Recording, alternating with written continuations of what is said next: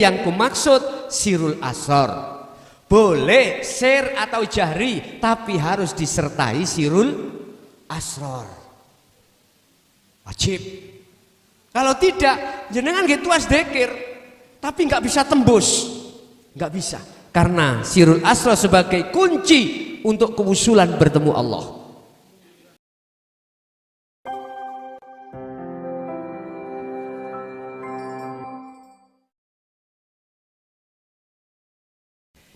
Di dalam Al-Quran kita diajarkan kalimat tauhid, la ilaha illallah. Ini yang disebut dzikir jahri. Yang pertama, dzikir kita dikenalkan siapa Tuhan kita, umat Islam. Innallaha huwa rabbi wa rabbukum. Disebut Allah. Bismillahi dengan menyebut, bismillahirrahmanirrahim dengan menyebut nama Allah. Kita di Islam lewat Al-Quran diajarkan, dikenalkan Tuhan kita namanya Allah. Oke.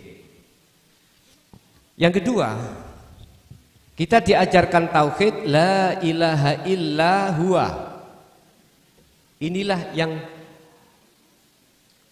kita katakan sebagai dzikir sirri. Dzikir sirri dikatakan sirri, kita ucapkan di dalam hati. Tidak kita ucapkan di lisan, tapi dalam hati. Allah, Allah, Allah. Bersamaan dengan nafas keluar masuk. Ada yang masuk hu, keluar Allah. Orang lain tidak akan tahu. Karena ini dilafatkan, diucapkan di dalam hati. Itu disebut siri. Ini biasanya di dalam ajaran thariqah. Thariqah mutabaroh, mulai A sampai Z itu loh Pak Bu ya, thariqah itu loh. Dzikir dua ini, jahri dengan siri, itu tidak bisa membedah, melepaskan belenggunya nafsu, nggak bisa. Mengapa? Karena itu masih bersifatkan nama dan sifat. Huwa itu dia. Dia berarti masih jauh. Kalau kita membicarakan seseorang, dia, orangnya kan gak di depan. Enggak dah, jauh. Berarti Allah masih terasa jauh. Walaupun di dalam hati kita ngucap Allah, Allah. Saya katakan sekali lagi, dzikir jahri dan siri ini tidak bisa melepaskan ruhaniyah dari belenggunya nafsu, enggak bisa. Harus diikuti dengan dzikir yang tahapan 3. Yang keluar dari kalimat tauhid, la ilaha illa anta subhanaka inni kuntu minal, surat apa itu? Al-Anbiya. Al-Anbiya ayat 78 kalau nggak salah. Ini disebut dzikir sirrul asrar. Atau disebut dzikir hakiki, di dalam hikam disebut dzikir hakiki. Kalau di dalam Al-Quranul Qadim, bukan Al-Karim, Al-Quranul Qadim itu sirul asrar. Di dalamnya sirul asrar ada 3 pintu. Ya. Apa sih dzikir sirul asrar itu atau dzikir hakiki? Dzikir yang sudah tidak terucap baik secara lafaz, nama, sudah tidak. Diem. Tadi saya katakan, jenengan ketika takbiratul ihram, hati merasakan, meyakini bisanya bertakbiratul ihram itu semata-mata karena Allah. Jadi gak ngucap, meyakini, merasakan. Itulah maksud sirul asrar. Di dalam sini ada 3 pintu yang jenengan alami nanti. Su'aul basyirah, wa ainul basyirah, wa hakul basyirah. Apa? Merasakan, Kalau rasa ini sudah benar, iman sudah benar, betul-betul hanifan, maka ainul basyirah, melihat, bertemu Allah. Yang Allah kan di dalam dirimu, wa nahnu aqrabu ilaihi min hablil warid. Kata Allah, aku ini lebih dekat dari urat nadimu. Nah, itulah ruhaniyah nanti akan masuk dalam zona atau alam di mana disebut alam musyahadah. Ruhaniyah akan bertemu Allah, melihat.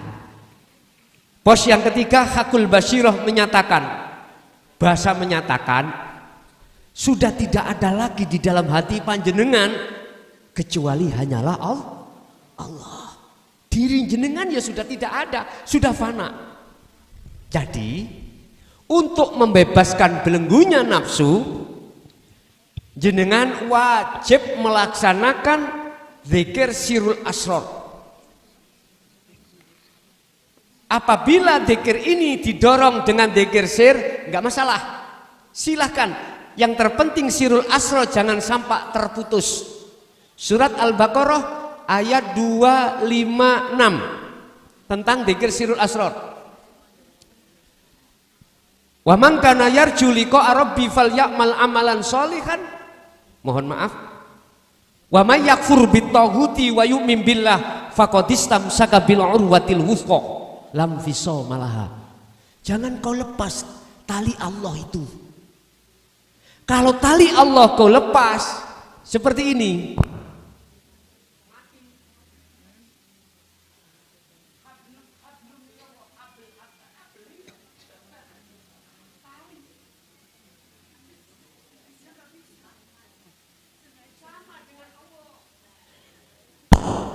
hable ruh pada Allah adalah sirul asrar dzikir. Nek iki lepas, yo hati kita akan mati. Hati kita tidak akan pernah bisa beriman pada Allah. Lalai kita hati kita. Jadi untuk melepaskan belenggunya nafsu, kita harus berzikir. Zikir yang kumaksud sirul asrar. Boleh sir atau jahri, tapi harus disertai sirul asrar. Wajib. Kalau tidak, jenengan gitu as zikir. Tapi nggak bisa tembus, nggak bisa, karena sirul asrar sebagai kunci untuk kewusulan bertemu Allah. Selain itu tidak ada, hanya itu miftahul jannah la ilaha il nafi isbat. Nafi isbat meniadakan hati iman selain Allah, setelah itu beriman pada Allah. Wa may yakfur bitaghut, barang siapa yang meninggalkan iman selain Allah, wa yu'min billah, maka imannya sudah benar hanya pada Allah. Ini caranya sampean, berarti jenengan setiap saat dan waktu ati kudu eling nang Gusti. Maksudnya eling, hati merasakan apa yang muncul dalam diri kita semata-mata datangnya dari sing gerakkan Allah.